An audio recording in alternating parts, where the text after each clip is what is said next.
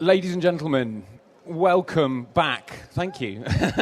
Welcome back to the Pen Literary Cafe here at the London Book Fair. I did have first of all,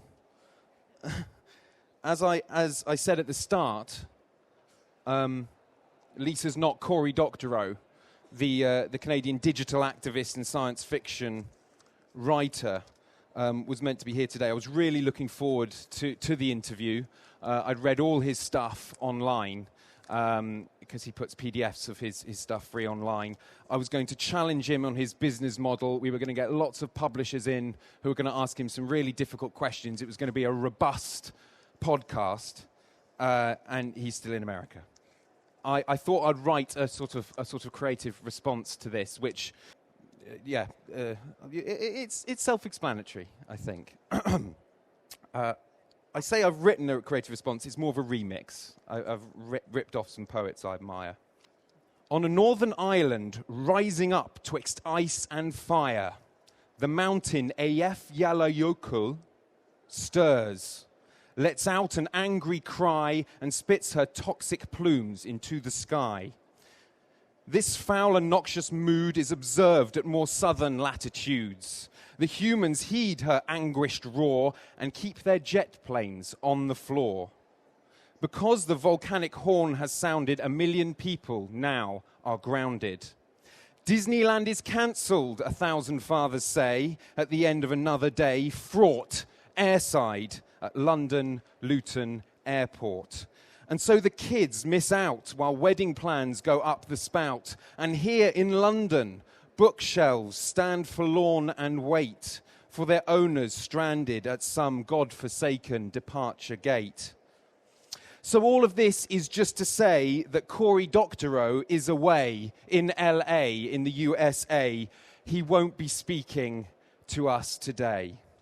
Instead, I present this lament all alone upon this stage, express my rage at what might have been, at what we would have seen.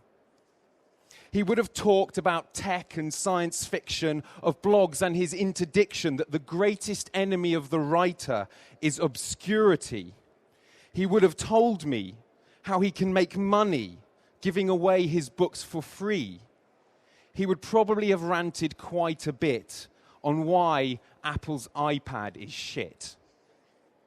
But instead of Cory being there, it's me on the stage with an empty chair, enduring some very puzzled stares.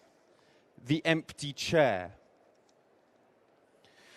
Before we any further go, there's a tradition you probably all should know. Across the lands, wherever the Pen Club sits, they place an empty chair in their midst. A symbol of writers far and wide who find themselves locked inside a cell for daring to tell a little of what you might find if you opened their heads and read their mind.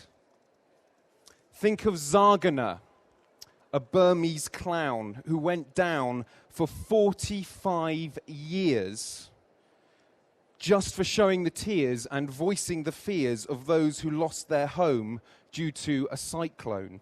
Ladies and gentlemen, I regret to say that Zargana cannot be with us today. Or why not think of Mr. Lujabao in the clink for a dozen springs? Because here's the thing, he said China should be a democracy. Ladies and gentlemen, I regret to say that Lujabao is not here today. Or Ken Saro-Wiwa, who wrote against the pillage of his land and the British companies who had a hand in the rape of his people. And remember, this Nigerian sage was invited to be guest of honor on another stage. The headline act, in fact, one hot morning in November. Ladies and gentlemen, I regret to say that Ken Saro-Wiwa is not here today. We have a list like this of 900 stories of authors and poets from afar sitting lonely behind bars. And consider, if you can, the fact that this is no act of God, but of man. Ladies and gentlemen, I regret to say Cory Doctorow is not here today, but since you all have time to spare, please consider the empty chair and think of who else isn't there, and then join Penn. Thank you.